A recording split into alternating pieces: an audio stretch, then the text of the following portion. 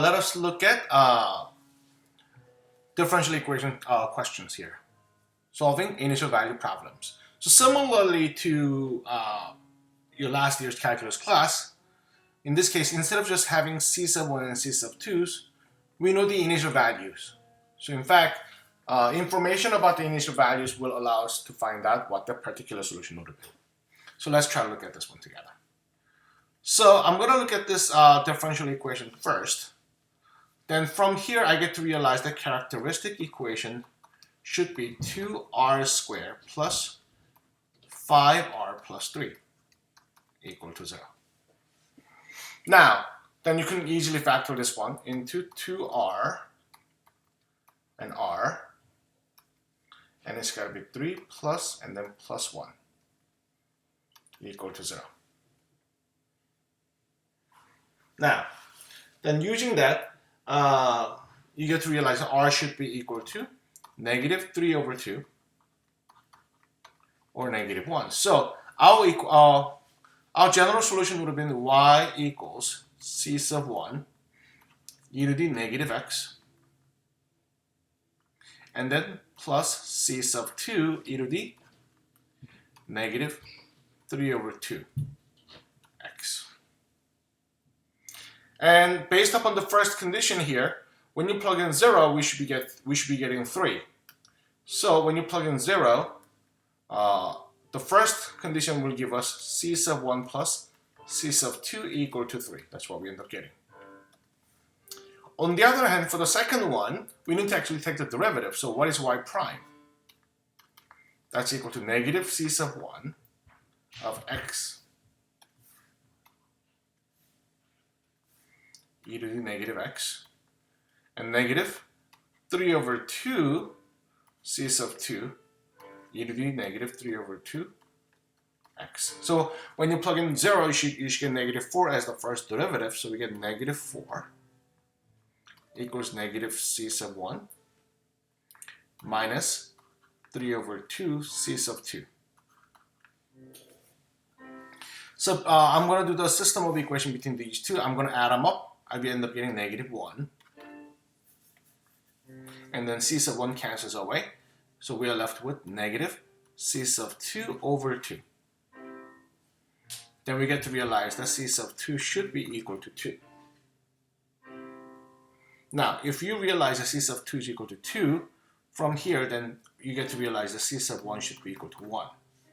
So therefore, our final equation is y equals e to the negative x plus 2 e to the negative 3 over 2x. That becomes our final answer. Not bad. All right, let's look at number 19. Same way as before. So characteristic equation is equal to 4r squared minus 4r plus 1 equal to 0. And you can see that this is a perfect square expansion. So we get 2r minus 1, quantity squared equal to 0. Hence, r equals 1/2. Since r equals 1/2, what we end up getting is y should be equal to c sub 1 e to the 1/2 x plus c sub 2x e to the 1/2 x. We have these two things together. Now, then when you plug in 0, it should be equal to 1. When you plug in 0, the entire thing cancels away here. While this one is, so c sub 1 remains to be 1. So that was simple. Now, let's take the derivative. Then what is y prime? Since this one is already 1, we know that. So we get e to the x over 2 over 2. That's the first one. Second one, we got to do the product rule here. So plus c sub 2. So first, e to the x over 2 by taking the derivative of x1. Second is what? Plus x over 2 e to the x over 2. So when you plug in 0, this one disappears. So this one becomes 1/2. So negative 1.5 is equal to 1/2 plus c sub 2. Then we get to realize that c sub 2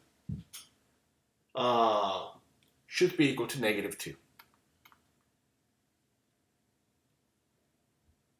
So then what we end up getting is a particular solution now, y is equal to e to the x over 2 plus 2, or not plus 2, minus rather,